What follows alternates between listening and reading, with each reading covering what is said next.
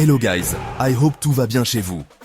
Après 3 matchs difficiles consécutifs sans grand résultat, le FC Barcelone a abordé son affrontement contre Majorque à son mois avec l'esprit de se racheter. Hansi Flick a aligné une équipe solide, choisissant de laisser Robert Lewandowski au repos, laissant Ferran Torres en lice. La mission était claire, rebondir et assurer les 3 points. Malgré une brève frayeur lorsque Majorque a égalisé en première mi-temps, le Barça a mis la pression en deuxième mi-temps, s'imposant 5-1. Voici une analyse des moments marquants et des performances des joueurs de cette rencontre palpitante. Ferran Torres a profité d'une erreur défensive pour donner l'avantage au Barça. Cependant, Majorque a égalisé juste avant la mi-temps, exposant certaines faiblesses dans la défense du Barça. La deuxième mi-temps a cependant été à l'avantage du Barça, avec le brillant Lamine Yamal qui a obtenu un pénalty transformé par Rafinha. Le duo a de nouveau combiné pour le deuxième but du Brésilien, tandis que Frenkie de Jong et Pau Victor ont ajouté de l'éclat au score. Notons maintenant les performances des joueurs, commençant par Iñaki Peña. Peña a été fiable lorsqu'il était sollicité, réalisant un arrêt crucial en début de match, mais n'a eu que peu de chance face à l'égalisation de Majorque. Son approche proactive en dehors de la surface a aidé le Barça à gérer les erreurs défensives occasionnelles. Alejandro Balde a montré de la vitesse et de l'énergie sur le flanc gauche, initiant souvent des contre-attaques. Cependant, sa passe finale laisse encore une marge de progression. Íñigo Martínez a été un roc à l'arrière, assurant la stabilité défensive et contribuant avec des dégagements clés et des passes précises. Pau Cubarsí, malgré un carton jaune en début de match, a réussi à garder son sang-froid et à rester percutant. Mais il a mal évalué le hors-jeu pour le but de Majorque.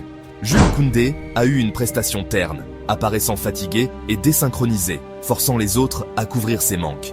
Marc Casado a été une présence constante au milieu de terrain, excellent dans la découpe des contres, bien qu'il ait été peu impliqué dans la construction offensive. Pedri, discret dans la première mi-temps à forte dominante aérienne, a orchestré le jeu du Barça avec brio dans la seconde, mettant en valeur sa vision du jeu et son sang-froid caractéristique. Dani Olmo a été l'un des joueurs les plus remarquables du Barça. Ses courses incessantes et sa créativité, y compris la passe menante au pénalty de Yamal, ont maintenu la défense de Majorque en haleine tout au long de la période. Lamine Yamal a eu une performance stellaire en deuxième mi-temps, obtenant un pénalty, délivrant une superbe passe décisive et contribuant à une pré-passe, réaffirmant son immense potentiel. Rafinha, le capitaine, a montré l'exemple avec 2 buts cruciaux et une implication inlassable dans la construction du jeu, rebondissant avec force après une occasion manquée en première mi-temps. Ferran Torres, bien qu'il ait ouvert le score, a été irrégulier dans son jeu avec des touches de balle peu précises qui ont gâché des occasions prometteuses. Pau Victor, un jeune joueur très dynamique, a non seulement aidé De Jong sur le but, mais a lui-même marqué un but, faisant preuve de sang-froid et de vivacité. Frenkie de Jong est entré en jeu pour marquer le 4e but du Barça et a rendu la pareille avec une passe décisive pour Pau Victor, ajoutant une étincelle au milieu de terrain. La victoire 5-1 du FC Barcelone sur Majorque a marqué un retour en forme bien nécessaire.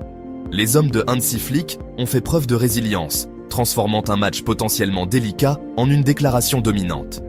Si les performances exceptionnelles de Yamal, Rafinha et Olmo ont volé la vedette, les lacunes défensives de l'équipe restent préoccupantes, en particulier à l'approche de matchs plus difficiles. Néanmoins, ce résultat va remonter le moral, alors que Barcelone cherche à retrouver son rythme et à maintenir la pression dans la course au titre de la Liga. Dites-moi ce que vous pensez de la vidéo, merci de l'avoir regardée, et je vous verrai très bientôt dans la prochaine vidéo qui s'affiche ici, à gauche ou à droite, mais jusqu'à la prochaine fois comme toujours, Visca el Barça.